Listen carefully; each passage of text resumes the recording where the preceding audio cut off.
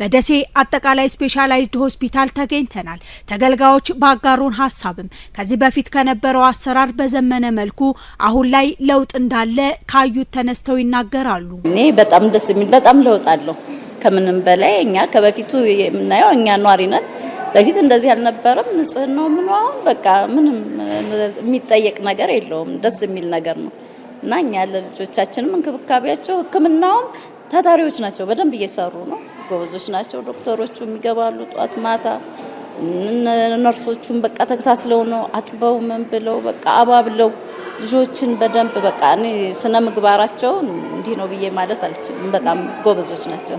በፊት ከነበረው በጣም የተለየ አቀባበል አላቸው። ሕክምና ሰጣጣቸው እያንዳንዷን ነገር በጥራት ነው እያደረጉ ያሉት። ሌላው ቀርቶ ስትገባ እያንዳንዱ ነርሶች ይተዋወቁሃል። የትውውቅ ጊዜ አድርገውልናል። የቆሻሻ የት እንደሚጣል አጠቃቀም ሁሉን ነገር በስርዓት ያስረዱን። በፈለግናቸው ሰዓት ደግሞ መጥራት በምንፈልግበት ሰዓት የሚገኙበትን ቦታ ነግረውናል። ሌሊቱን ሙሉ እንደዚህ ሲመላለሱ ነው የሚያድሩት እና ቆንጆ ክትትል ያደርጋሉ። ከእግዚአብሔር በታች እነሱ ናቸው ያሉት። እኔ ልጄን አትርፈውልኛል። ያየሁትም ሂደት በጣም የተስተካከለ ነገር አለ። ደሴኔ ያው ሰው ለመጠየቅ እመጣለሁ፣ በእንደዚህ አልነበረም። አሁን ላይ ግን በጣም ጥሩ ለውጥ አለ። ዶክተሮቹም ክትትላቸውም በቃ እኔ አሁን እዚህ ላይ ያየሁት ነገር ምንድነው የራሳችን ችግር አለ ብዬ አስባለሁ። የራሳችን ችግር ምንድነው ጽዳት ላይ ጽዳቶች በየሰዓቱ ይከታተላሉ። እኛ ግን ያጠቃቀም ችግር አለብን። የአገልግሎት አሰጣጡ ከባለሙያዎች አቀባበል ጀምሮ በላብራቶሪ አገልግሎትና በመድኃኒት አቅርቦት ጭምር የተደራጀ መሆኑ ሆስፒታሉ በተገልጋዮች ዘንድ ተወዳጅነትን አትርፏል። ቁጥጥራቸው ሁሉ ነገር በጣም ደስ የሚል ነው። የመድኃኒቱ አቅርቦት አሁን በፊት ላይ ከውጭ ብዙ ነበር የሚባለው።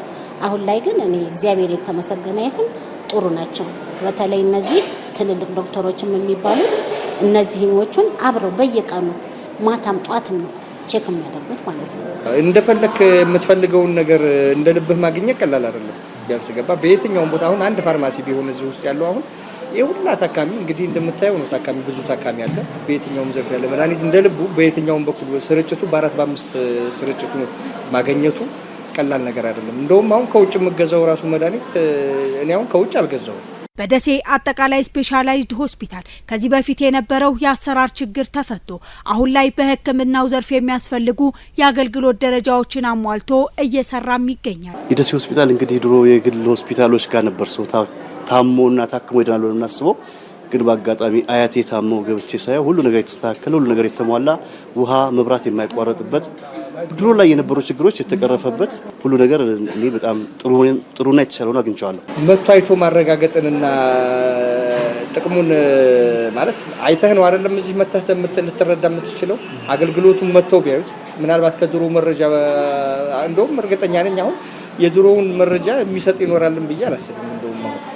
ስለዚህ አገልግሎቱ እዚህ መጥተው ቢያዩት እላለሁ።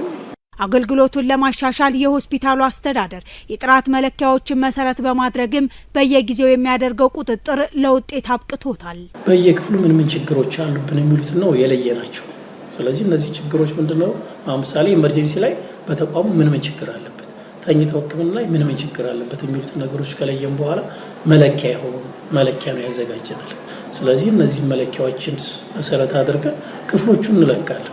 ስለዚህ አንድ ክፍል ቢያንስ በ3 ቀን አንድ ጊዜ ይደርሰዋል። ስለዚህ አጠቃላይ ተቋሙ ላይ ያሉ ክፍሎችን ሁሉም ክፍሎች አሰስ እናደርጋለን። ስለዚህ አሰስ በምናደርግበት ሰዓት በየቀኑ አንዳንድ ሰዓት ተኩል ነው የምንገናኘው። የተቋሙን መሰረተ ልማት በመገንባት በኩልም የተሰራው ስራ ይበል የሚያስብል ሆኖም አይተነዋል። ስለዚህ ከጋነኛው ከገጽታ አንፃር አሁንም ይሄ ያለንበት የጂ+4 ህንፃ እንግዲህ በሆስፒታሉ በውስጥ ገቢ የተሰራ ውስጥ የማንም እጅ ምናምን ሳይኖርበት ተቋሙ ከሚሰበስበው ገንዘብ ያንን መሰረት አድርጎ አገልግሎት ለመስጠት የተሰራ ህንፃ ነው።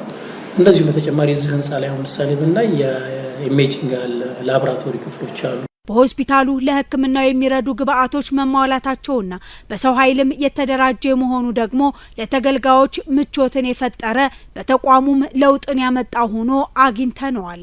እነዚህ ኢኩዊፕመንቶች መኖራቸው ደግሞ ታማሚው እዚህ መጥቶ ወደ ውጭ የሚሄድበትን ነገር ይቀንሳሉ። ሪፈር አሁን ምሳሌ ከዚህ በፊት የነበረን ሪፈራል ሪሌ ሬት ወደ አዲስ አበባ የምንልካቸው ጥቁር አንበሳ እንልክ ነበር፣ ጳውሎስ እንልካቸው የነበሩ ኬዞች አሉ አይደል? አሁን ካሉ ስናነጻጸር በፊት ከነበረውና ያሁኑ እጅግ በጣም ይለያል። ምክንያቱም ስፔሻሊስቶች ሰብ ስፔሻሊስት ሐኪሞች አሉ እነዚሁ እነሱን ደግሞ የሚያገሱ ደግሞ ኢኩዌንትን ያስፈልጋል፣ መመርመሪያ መሳሪያ ያስፈልጋል፣ ላቦራቶሪ ያስፈልጋል። ስለዚህ እነሱ በአንድ ላይ ስለሚገኙ ወደ አዲስ አበባ የምንልካቸው የሪፈራል ኬዞች አሁን በእጅጉ ቀንሷል።